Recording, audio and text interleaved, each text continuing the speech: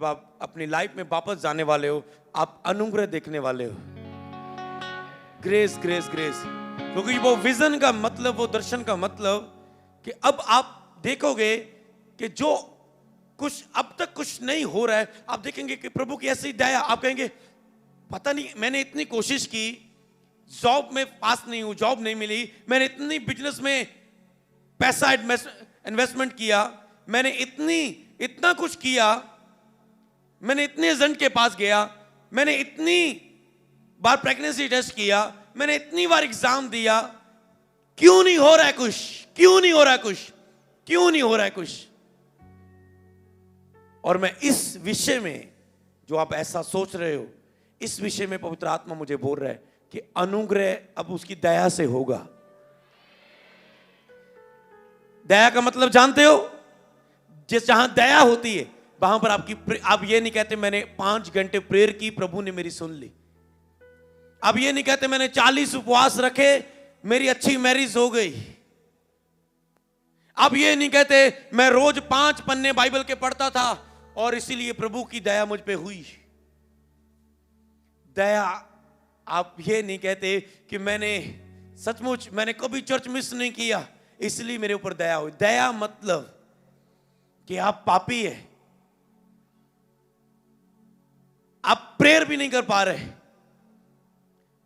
आपके पास कोई पैसा नहीं है, आप कोई पढ़े लिखे नहीं है,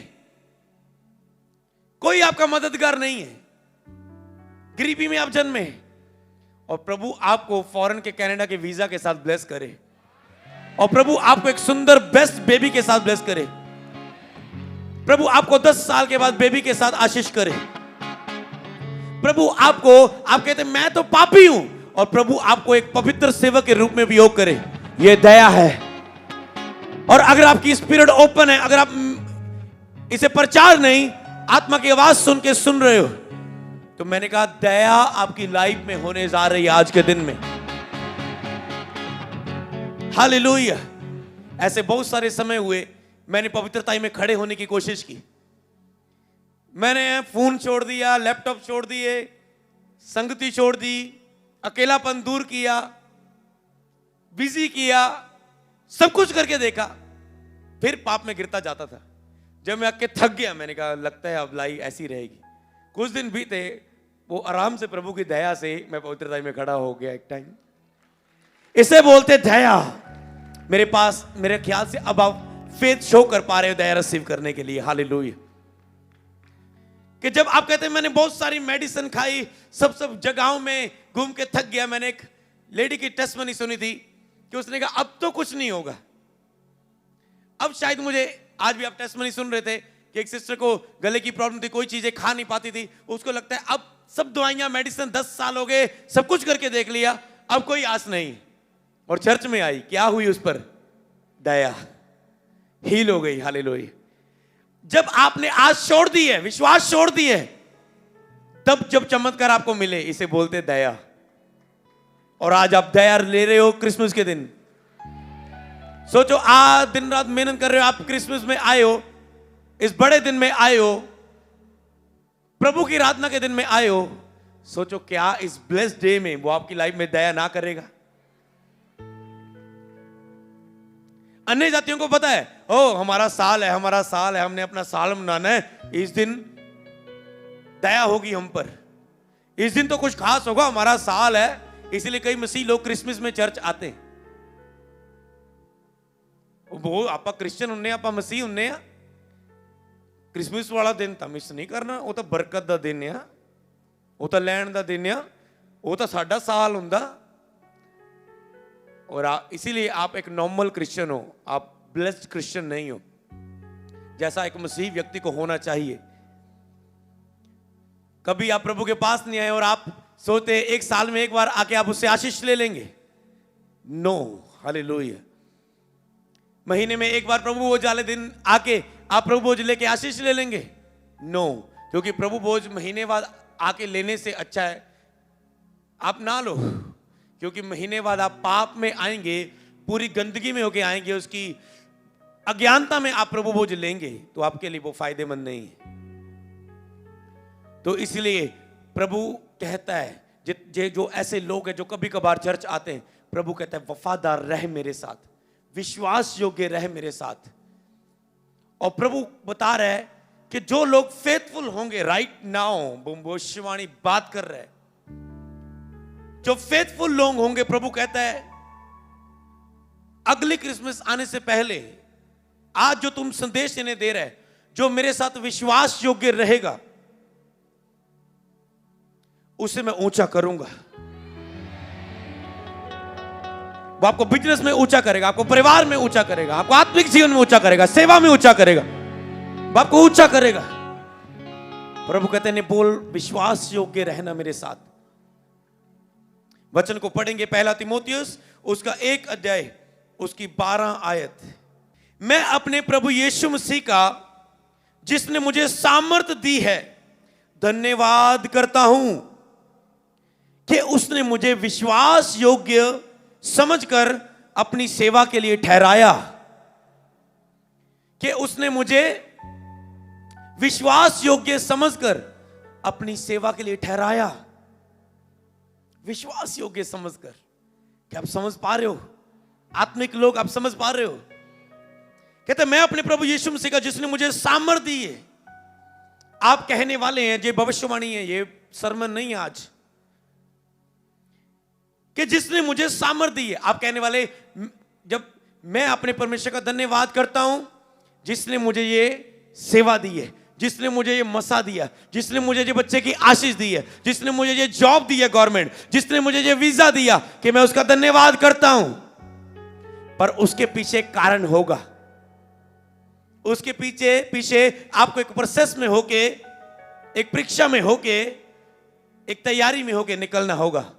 अगर आप उस तैयारी में होके निकलने के लिए तैयार हैं तो आप क्रिसमस डे वाले दिन बोल के गवाही देने वाले हो कि मेरी लाइफ में ये हुआ। कहते मैं धन्यवाद करता हूं, मैं अपने प्रभु यीशु मसीह का जिसने मुझे सामर्थ दी है धन्यवाद करता हूं कि उसने मुझे विश्वास योग्य समझकर अपनी सेवा के लिए ठहराया, कि उसने मुझे विश्वास योग्य समझकर अपनी सेवा में ठहराया। इसका मतलब अगर आप विश्वास योग्य निकले प्रभु के सामने तो आपको वो आपकी बुलाहट में ठहराएगा। राइट नाउ, अभी इसी वक्त आत्मा आपकी लाइफ में काम कर रहा है। ये प्रीच नहीं है, वो आपसे बात कर रहे हैं। क्या तू विश्वास योग्य होगा? क्या तू विश्वास योग्यता में चलेगा? कहते अगर तुम विश्वास योग्य समझकर अपनी सेवा के लिए ठहराया, विश्वास योग्य समझकर, क्या आप विश्वास योग्य हैं परमेश्वर के? परमेश्वर एक व्यक्ति को कभी भी सेवा में खड़ा नहीं करता अगर वह उसके ऊपर बिलीव ना कर सके। प्रभु आपको बहुत ब्लेस करना चाहता है, आशीष देना चाहता है, चंगा करना चाहता है, इस्तेमाल करना चाहता है। अगर वो आप पर बिलीव कर ले, वो आपको दे सकता है वो टेस्टमनी जिसका आप इंतजार कर रहे हैं, वो बेस्ट आपको जिसका आप इंतजार कर रहे हो। विश्वास योग्यता क्या है? आत्मिक जीवन की ये आदतें 5-7 में आपको बताता हूं। अगर आप इसमें चलें तो आप विश्वास योग्य हैं परमेश्वर के सामने। अगर आप अपनी लाइफ में कभी प्रेयर नहीं करते, हमेशा एक आप सोचते मैं यीशु मसीह को मानता हूं और आपने प्रेयर छोड़ दी है, आप 0 प्रेयर करते हो, काम पे चल जाते हो उठ के, रात को बिना प्रेयर के सो जाते हो, सालों हो गए आपको बाइबल पढ़े हुए, अगर पढ़ते भी हो तो फॉर्मेलिटीज के लिए, कुछ भी आत्मिक प्रकाशन नहीं आता। हालेलुया। अगर आप प्रेयर के लिए वफादार नहीं है, अगर वो आपके ऊपर भरोसा कर सके कि आप, कई लोग कब प्रेयर करते हैं? जब संकट आ जाए, ओ प्रभु ये झूठा केस पे आ गया, प्रभु यीशु पास्टर जी प्रेयर करो, झूठा केस पे आ गया, प्रेयर करो जी, असि ब्याह कराया सी कुड़ी ने साडे ते केस पाता, बोटी धोखा सही नहीं निकली, लुट के ले गई, बर्बाद हो गए। क्यों? क्योंकि आप परमेश्वर के साथ जब फेथफुल नहीं होंगे तो लोग आपको धोखा देंगे, क्योंकि आप परमेश्वर के साथ फेथफुल नहीं है, विश्वास योग्य नहीं है, परमेश्वर का फेवर आपकी लाइफ में नहीं होगा। कई लोग ऐसे संकट के समय पुकारते हैं, जब दुख आए पुकारेंगे, नहीं तो कभी प्रेयर नहीं, कोई बाइबल रीडिंग नहीं, कोई रेगुलर चर्च जाना नहीं। जब प्रॉब्लम आए तो परमेश्वर के पास भागते हैं। ये विश्वास योग्यता नहीं है। विश्वास योग्य कौन व्यक्ति है? जो हर समय प्रार्थना करता है। सुख हो घर में, मैरिज हो, पार्टी हो, बेबी आ जाए उसके पास, वो अपनी प्रेयर नहीं छोड़ता। बिजनेस उसका ब्लेस हो जाए, वीजा आ जाए फॉरेन का उसके, वो फॉरेन जाके भी अपनी प्रेयर नहीं छोड़ता। कस्टमर बढ़ जाए, ठेके उसके पास बढ़ जाए, वो सुबह और शाम की प्रार्थना नहीं छोड़ता। उसे बोलते हैं विश्वास योग्य प्रभु के साथ। अगर आप प्रेयर लाइफ में वफादार नहीं, क्योंकि प्रभु को पता है अगर मैं इसे आशीष करूंगा, ये प्रेयर में नहीं होगा और शैतान इसकी आशीष चुरा लेगा, और प्रभु अपनी आशीष को बेकार में नहीं जाना चाहता कि वो बेकार में जाए, कि वो आपको दे और शैतान आपकी बेबी ब्लेसिंग को चुरा ले, वो आपकी प्रेगनेंसी को चुरा ले, वो आपके बिजनेस को डिस्ट्रॉय कर दे, वो आपकी जॉब जो आपको मिली है, वो शैतान आपके छोटे से गुस्से के कारण लोग अपनी जॉब खराब कर देते हैं। छोटी सी सहनशीलता ना होने के कारण लोग जॉब खराब कर लेते हैं। छोटे से लालच के कारण ये 5,000 की है, यहां तुझे 8,000 मिलेगा, अपनी अच्छी जॉब गवा लेते हैं जहां पर वो उसकी प्रमोशन होने वाली होती है। शैतान ऐसे लोगों को बरमा देता है, और ऐसे आप बरमाए ना जाओ। आपको प्रेयर में रहना है कि आप प्रेयर में वफादार हो परमेश्वर के साथ। अगर एक व्यक्ति अपनी प्रार्थना की वेदी बना ले कि प्रभु कुछ भी हो जाए मेरी प्रेयर लाइफ नहीं टूटेगी, प्रभु उस पर बिलीव कर सकेगा कि हां मैं इसे आशीष दूंगा क्योंकि ये प्रेयर में है और ये आशीष इससे शैतान छीन ना पाएगा। मैं इस पर भरोसा कर सकता हूं, ये मेरा विश्वास योग्य है क्योंकि ये प्रेयर में है और शत्रु इसकी आशीष को छीन ना पाएगा। क्या बाइबल पढ़ने में वफादार है परमेश्वर के साथ? आज से फैसला करो, हर दिन मैं इतने पन्ने बाइबल के पढ़ूंगा, इतने सुसमाचार की किताब से, इतने प्रेरितों की किताब से, इतने पुराने नियम से, इतने रोज भजन पढ़ूंगा, इतने रोज नीति वचन पढ़ूंगा। आज से फैसला करो अपनी लाइफ में। अगर आप प्रभु के साथ इन फैसलों में विश्वास योग्य रहोगे, प्रेयर का फैसला, बाइबल पढ़ने का फैसला, वचन को, इस वचन को पढ़ने का फैसला कि रोज मैं इतने पन्ने पढ़ूंगा, क्योंकि आप जब वचन को पढ़ते हैं तो आपको लगता है मैं तो शरीर में हूं, मुझे मजा नहीं। जब आप धीरे धीरे आधा 15-20 मिनट आगे बाइबल पढ़ेंगे, आप देखेंगे आत्मा का कब्जा हो जाएगा और आपको प्रभु आपसे बात करना शुरू कर देगा बाइबल के बीच में से। आप फील करेंगे आपको प्रेयर करने को मन करना शुरू कर चुका है बाइबल पढ़ के। आप फील करेंगे कि आपको आत्मिक भरपूरी फील होगी। आप फील करेंगे कि अब आपको पाप करने को मन नहीं करता, अब आपके ऊपर सुस्ती नहीं आ रही, अब आप उपवास रखने को मन कर रहा है। आपका आत्मिक क्रियाएं शुरू हो जाती है। शक्ति जब बाइबल की आप पढ़ते हो, आप में ताकत आनी शुरू हो जाती है, डर खत्म होता है, व्यभिचार खत्म होता है, नशे छूटते हैं, लाइफ चेंज होती है जब आप बाइबल को पढ़ते हो। तो आपको फैसला करना है, चाहे आप नए आए हैं पहली बार चर्च में, आपके लिए भी यही वचन है। आपको फैसला करना है बाइबल पढ़ने का, रोज बाइबल पढ़ना, कभी मिस ना करना, तो वो आपको बिलीव कर पाएगा महानता की ओर लेके जाने के लिए। प्रभु कहता है फिर से जो विश्वास योग्य होगा उसे मैं ऊंचा करूंगा, उसे मैं बढ़ाऊंगा। तो क्या आप चर्च आने में वफादार हैं परमेश्वर से? क्या आप विश्वास योग्य हैं अपने पास्टर के लिए? आज सुबह मुझे प्रभु हिला रहा था आत्मा में कि अगर आपका स्पिरिचुअल फादर आपकी लाइफ से प्रसन्न हो तो आप अपनी लाइफ में आनंद से जियोगे, आप जॉय से जियोगे, आप अपनी लाइफ में ब्लेस होगे। हालेलुया। अगर आपका अगुआ आपकी लाइफ से प्रसन्न है, अगर आप अपने काम से खुश करो। कई बार ऐसा होता है, मेरी टीम का फोन आता है, वो जी ऐसी तैयारियां चल रही है पासी, ये काम नहीं हुआ। मैंने कहा अगर नहीं हुआ तो मुझे बताना था, तो इसे ऐसे हम कर देते। अब पता चला ओके नहीं जी, ओ मिस हो गया, अब हमें करना है, चलो जी खिंच के काम कर दिया, खत्म कर दिया। क्यों? क्योंकि पता है मैन ऑफ गॉड को अगर हमने खुश किया, वो कार्य किया, तो समझ लो परमेश्वर को खुश किया। हालेलुया। अगुए को दुखी किया मतलब परमेश्वर को दुखी किया। हालेलुया। क्योंकि वो परमेश्वर के स्वरूप और समानता में बनाया हुआ है। हालेलुया। वो प्रभु की आंख की पुतली है। हालेलुया। तो इसीलिए विश्वास योग्य, क्या आप अपनी चर्च के साथ, अपनी अगुए के साथ विश्वास योग्य हो? क्या आपका अगुआ आप पर भरोसा कर सकता है? क्या आप अपनी चर्च में रेगुलर आने के लिए विश्वास योग्य हो? तीसरी बात ये, आपको चर्च आने के लिए विश्वास योग्य रहना है। आपको हर संडे, केवल क्रिसमस वाले दिन, जब प्रभु भोज वाले दिन नहीं, जब महीने में 2 एतवार चर्च, बाकी अपने दिन नो, प्रभु कहते 6 दिन काम कर कर पहला दिन मुझे दे। कई लोगों को तो आज तक यही नहीं डिसाइड हुआ मेरी चर्च कौन सी है।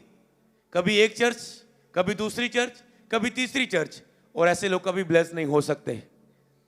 ब्लेस हो सकते हैं पर वो ब्लेसिंग आत्मिक नहीं होगी, वो ब्लेसिंग में उन्हें एंजॉय नहीं होगा, वो ब्लेसिंग में उन्हें आनंद नहीं होगा। चाहे वो वीजा हो, चाहे उसके पास 10 लाख की नौकरी हो, उसको उसमें आनंद नहीं होगा। क्यों? हालेलुया। क्योंकि आप एक अनॉइंटिंग के नीचे उसे फॉलो नहीं करते।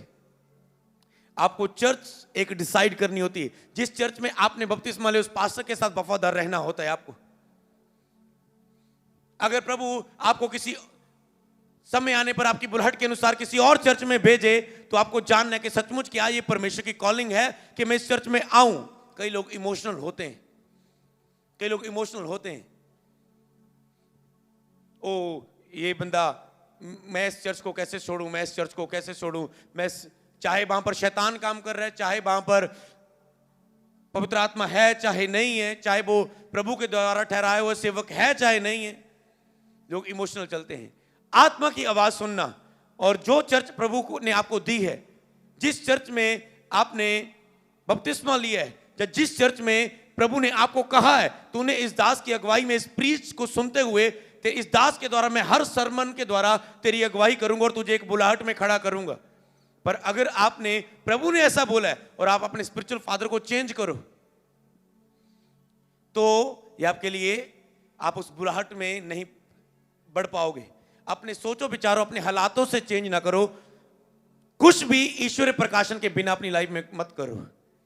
अगर आपको किसी फैसले के लिए, किसी बात के लिए स्वर्गीय प्रकाशन नहीं मिला, प्रभु की ओर से डायरेक्ट आवाज नहीं मिली, लोगों की आवाज ही है, फुसलाने वाली आवाज है, फैमिली की आवाज है, रिश्तेदारों की आवाज है, दोस्तों की आवाज है, अगर आपको डायरेक्ट परमेश्वर की आवाज नहीं मिली अपने लिए किसी फैसले के लिए, तब तक अड़े और खड़े रहो, इंतजार करो जब तक आपको प्रभु उस विषय में बात ना करे। आपकी स्टडी के लिए, आपके बिजनेस के लिए, आपके फॉरेन जाने के लिए, आपके बेबी प्लानिंग के लिए, आपकी मैरिज के लिए, जब तक आपको आत्मिक भरपूरी से प्रभु की ओर से प्रकाशन ना मिले कि ये कर, तेरा टाइम आ चुका है, तब तक उस काम को ना करो। चाहे इंतजार कर लो, क्योंकि नहीं तो संघर्ष करोगे उस मैरिज में, नहीं तो संघर्ष करोगे उस लाइफ के उस हिस्से में जो आपने बिना प्रभु से पूछे काम किया।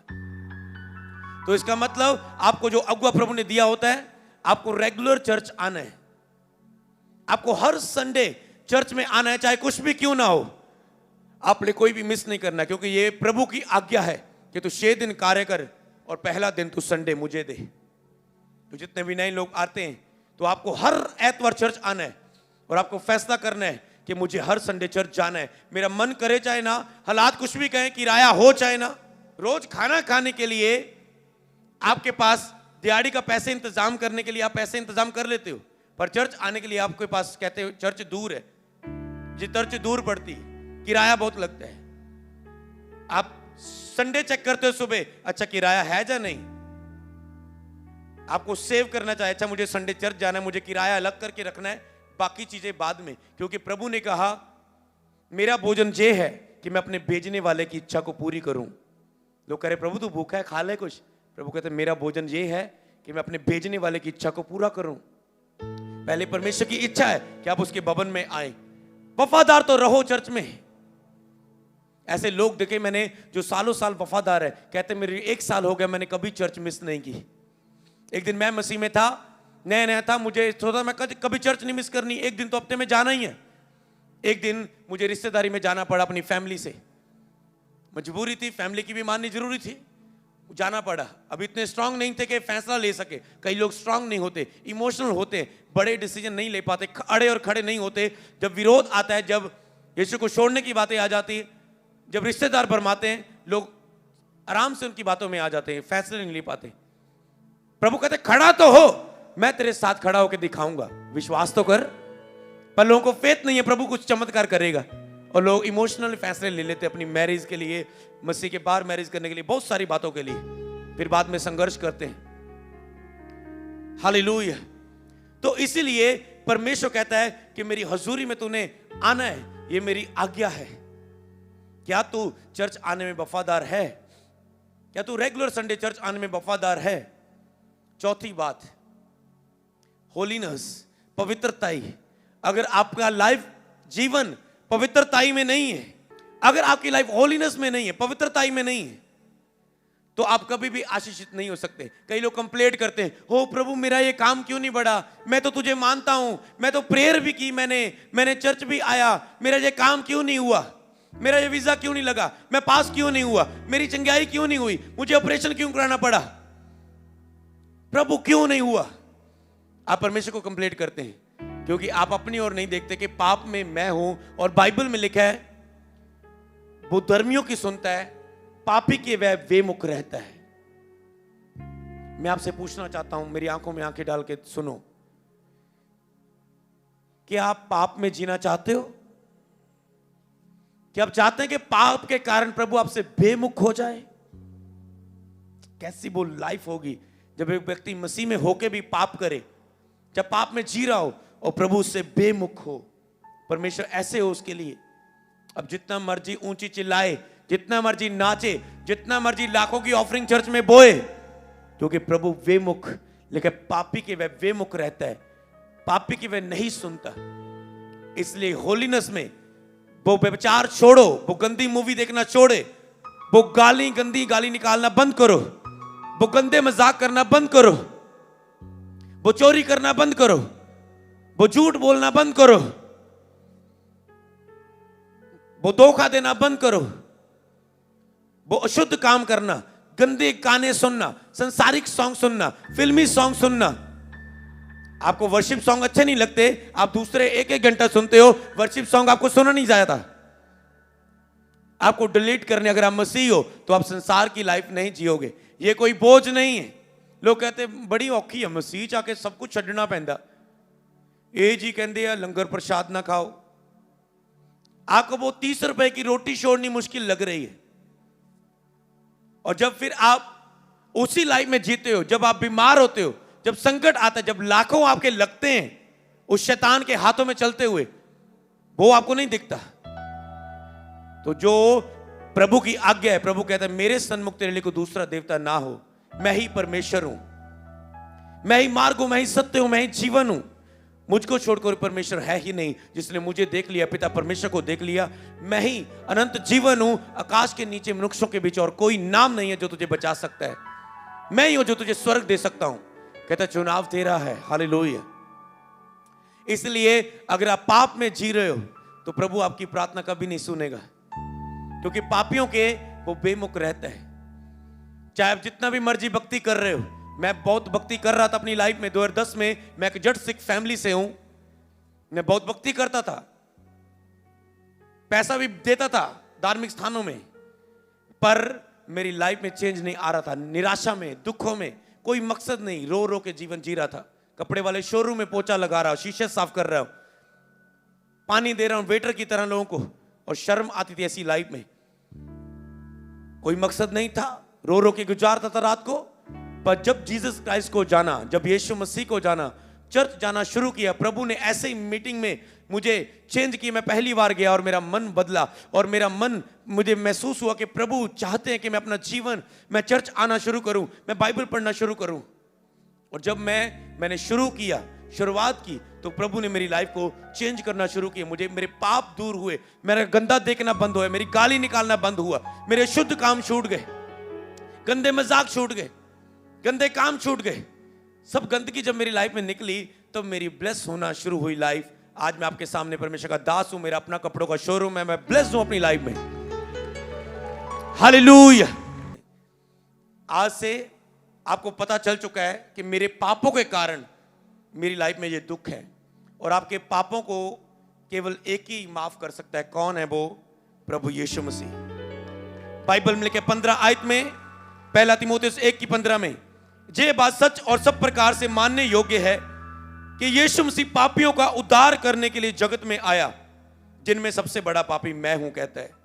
ये किसका वचन है? पवित्र बाइबल, परमेश्वर का वचन है। क्या लेके आप स्क्रीन पर देख सकते हैं? यह बात सच और सब प्रकार से मानने योग्य है कि मसीह यीशु पापियों का उद्धार करने के लिए जगत में आया।